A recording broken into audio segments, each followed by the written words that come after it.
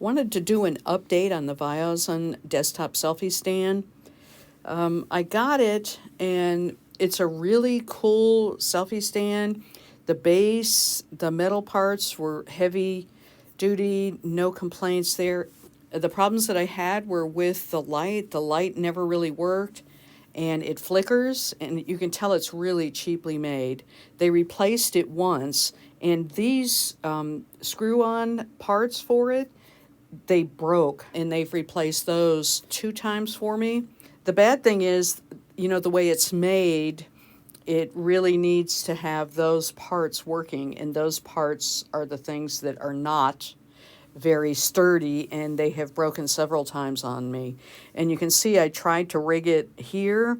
That's the best I could do. So I think for the price point on this is not a good buy. The functionality, A plus, thumbs up. The durability, not good at all, thumbs down.